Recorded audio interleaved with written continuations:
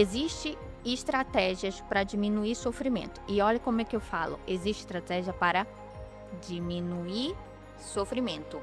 Eu jamais vou dizer, nossa, vocês vão fazer isso que vai ser sucesso. Não existe.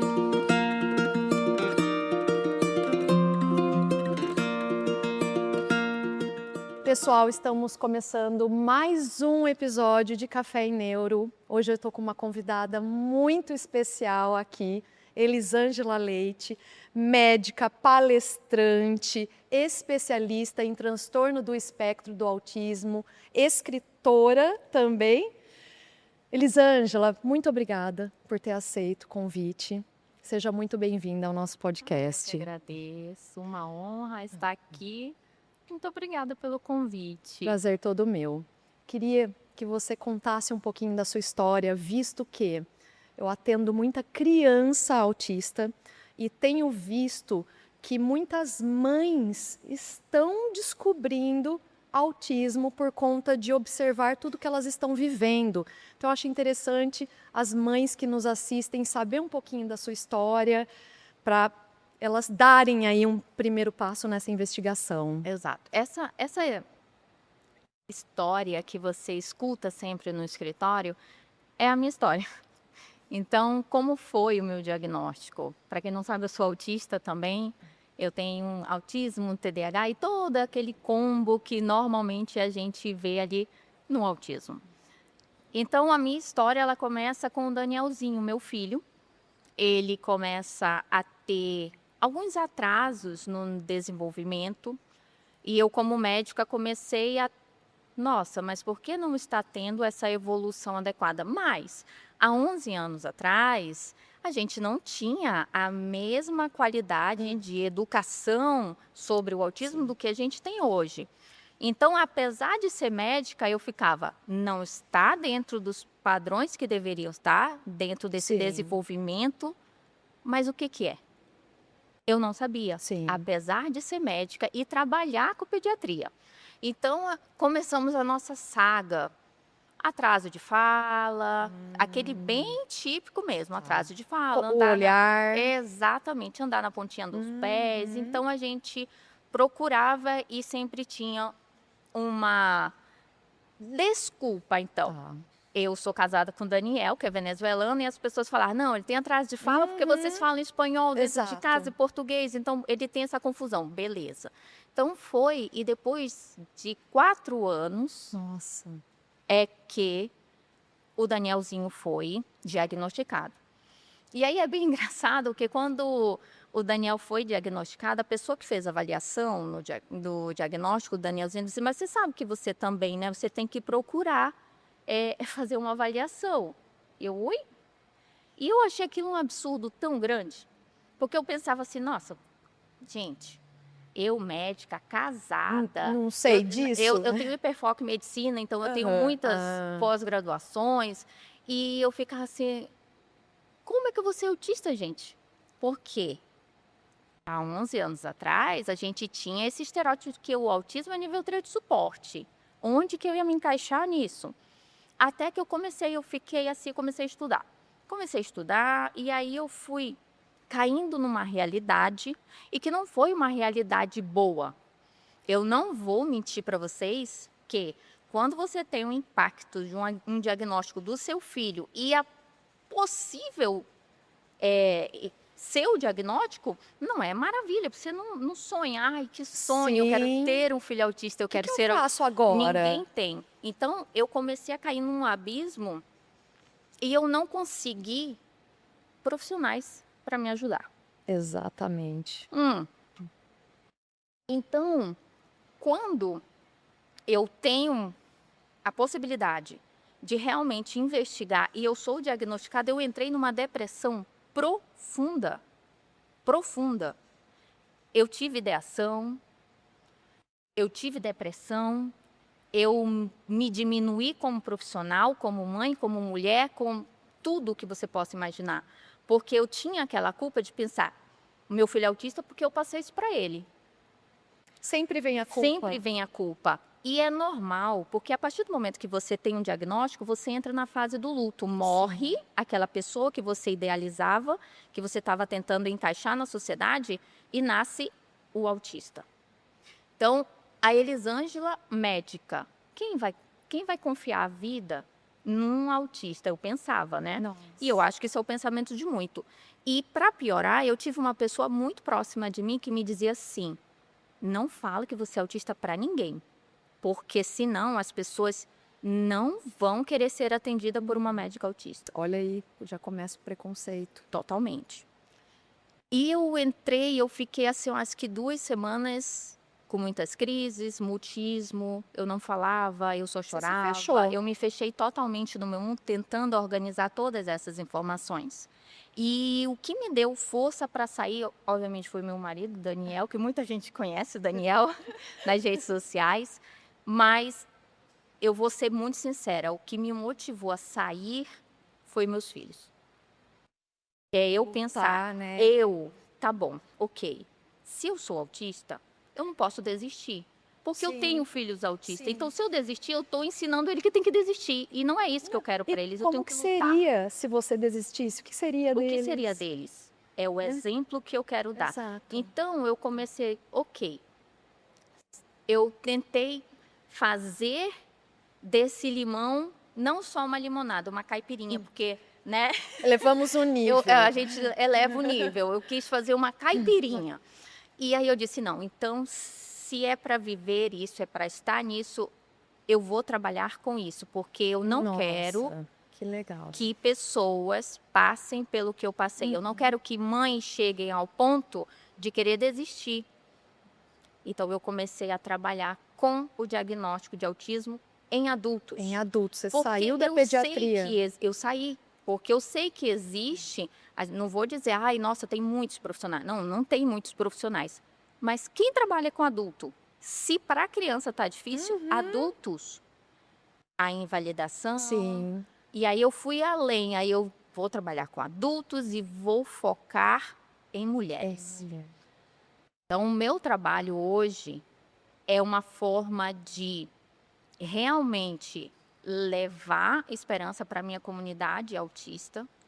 Eu Fazê-las entender. É salvar vidas. Salvar vidas. É como se todo paciente que eu consigo trabalhar, é como se eu trabalhasse com a Elisângela. Sim. Eu quero ser a médica que eu não tive. Sim.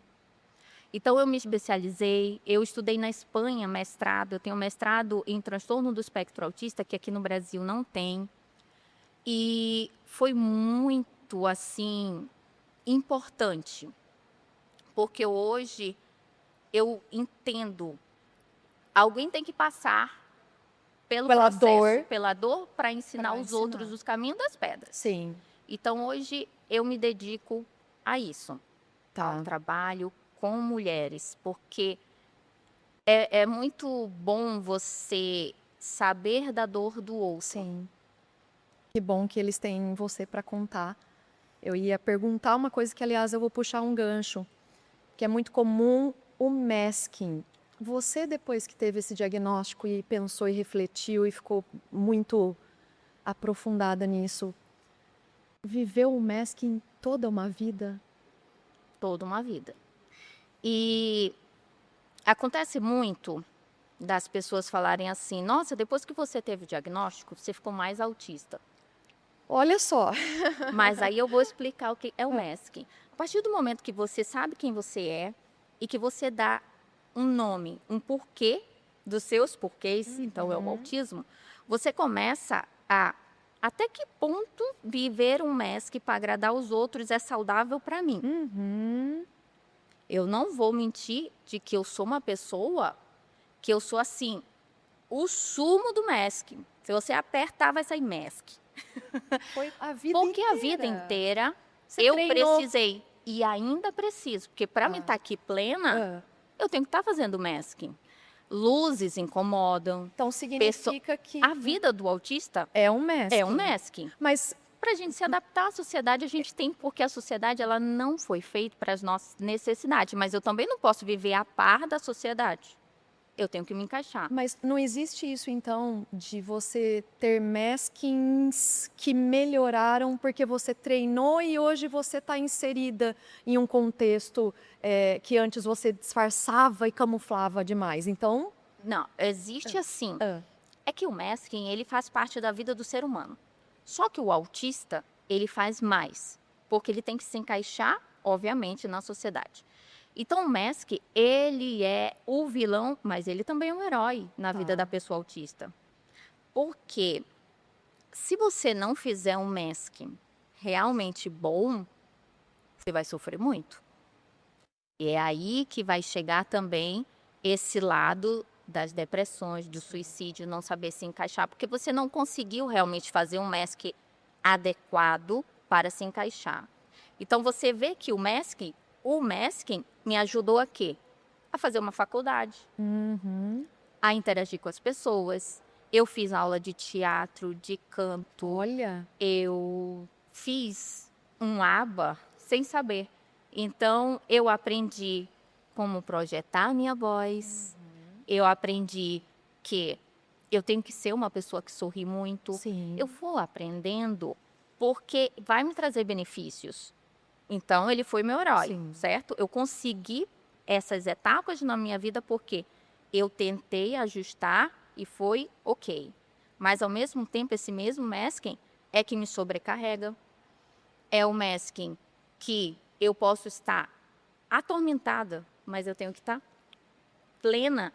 Sim. Ele também prejudica. Então, quando você tem um diagnóstico, é você parar e pensar até que ponto fazer mask é importante. Hoje eu estava conversando com meu marido e eu disse assim, sabe o que é impressionante? É que hoje eu tenho a capacidade de entender que eu sou como um celular com a bateria bichada. Por quê? Eu digo assim, nossa, eu posso ter um processamento muito bom, eu posso fazer muitas coisas, eu posso ter só que a minha bateria é curta, então eu tenho que saber O momento. como eu vou usar a minha bateria. Em que momento eu tenho que realmente investir no mask, em Tá. que momento eu posso ser assim livre. Sim. O mask é isso na Que, vida, que, é você ter conhecimento de quais lutas eu posso lutar, que vale a pena. que inclusive puxa o gancho para minha próxima pergunta, que eu vi que uma vez você postou sobre por que o autista adulto, não falando das crianças, tá? Colapsa quando chega em casa. Isso é um excesso do masking. O que mais tem no dia a dia para colapsar a hora que chega em casa? Então, existe dois fatores. Por que o autista, o adulto, ele vai colapsar em casa? Ele vai colapsar porque ele vai passar o dia todo fazendo, obviamente, o masking. Então, ele está todo o tempo rindo, ele está todo o tempo sendo muito funcional, ele tem que cumprir metas, ele tem que pagar boleto, ele tem que andar no ônibus, ele tem sensorial que está a milhão e ele tem que estar Vivendo em vivendo sociedade. ali. Vamos lá, é o que tem, é o que vamos fazer. Só que quando você chega em casa, é o seu ambiente de segurança, que deveria ser de segurança, né? Deveria esse ser o seu ambiente de segurança. Por que eu vou fazer masking dentro da minha casa? Não tem sentido. Sim. Então, muitas das vezes, a casa da gente, a gente tem um comportamento diferente, porque a gente pode ser quem a gente é ali. E não que a gente seja ruim ou mal, nada disso. É que eu consigo realmente poder ser eu dentro de casa. Porque na casa, que deveria, eu tenho assim a bênção de ter um parceiro que me entende, que estuda, que sabe. O Daniel estudou muito sobre Que autismo. nem todas Que têm. é raríssimo. Daniel é eu raro. eu Ele tá conto nos livre, dedos. produção. Daniel tá ouvindo tudo que a gente está falando aqui, então é raro ter Daniéis. É raro. Como que faz, né? Como Aí, que faz? ainda Então, que isso, você tem essa vantagem. eu tenho isso tem uma vantagem assim, muito além. E eu entendo e eu sei. Eu tenho um parceiro que estudou tudo que ele pode ser possível de autismo, porque eu digo, além do Daniel ser o meu marido, é meu AT. É o Daniel que fica, amor, você não bebeu água. Olha, tu já tomou tua Ritalina? Olha, então a minha casa é adaptada realmente para as minhas necessidades e a dos meus filhos. Porque olha o exemplo. Eu tenho seletividade alimentar. Eu só como comidas que sejam um pouco mais úmidas, molhadas. Mas E- o meu pequeno, ele também tem. Seletividade. Total alimentar. Tá. E ele só come comida crocante. Os dois opostos, em dois todas as refeições. Então, todas as refeições na minha casa serão comidas com molho e sem molho. E quem faz a comida é o Daniel. Vamos chamar o Daniel para o podcast. A gente tem que fazer um podcast de como cuidar de uma família atípica. Um pai. Podia fazer o A curso, gente podia, né? Tudo Não pra falar isso. Seria muito interessante. Então, a nossa casa ela tem que ser o nosso ambiente de descanso. Então, na minha casa, eu posso eu não quero falar com ninguém. Então, eu vou para um espaço isolado.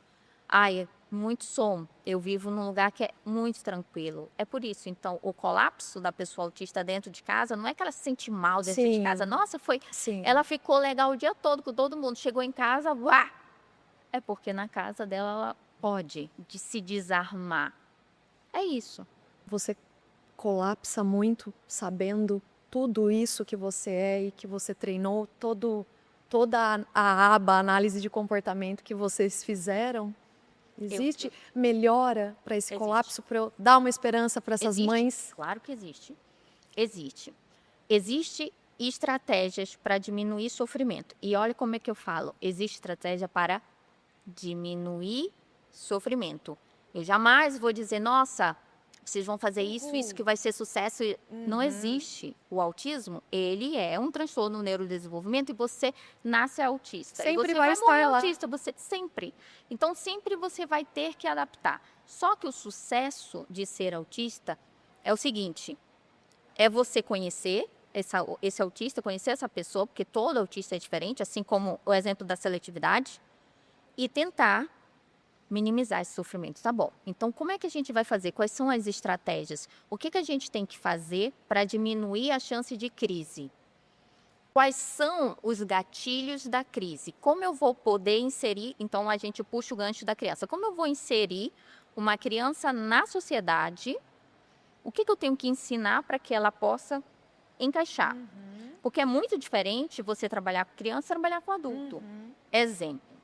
A criança, ela tem muita necessidade, é muito importante a gente trabalhar o quê?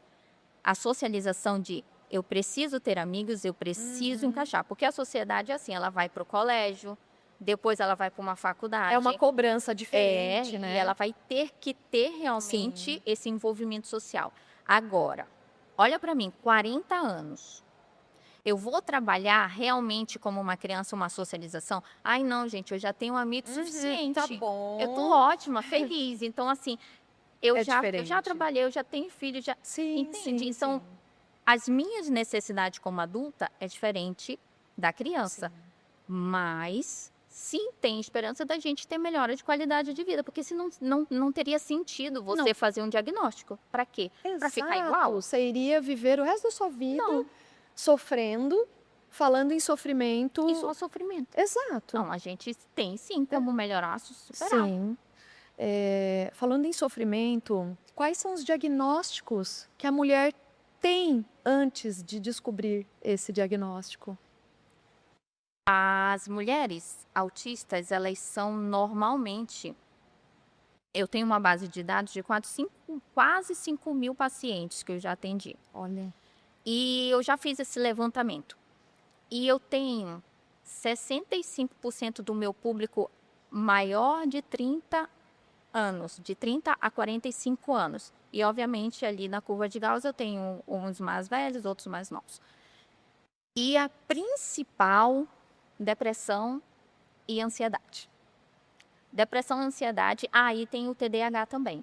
As comorbidades que são associadas. Sim. São mulheres que são diagnosticadas, principalmente ansiedade, depressão e TDAH e algumas ali bipolaridade. A bipolaridade devido à oscilação. Sim. Eu acho bem interessante a gente falar sobre isso, porque as pessoas, os profissionais, eles diagnosticam as mulheres com bipolaridade e ela sendo autista, não que não poderia ser, tá? Eles podem coincidir. Só que a grande maioria das mulheres que são diagnosticadas, que são autistas, diagnosticadas com bipolaridade é pelo seguinte.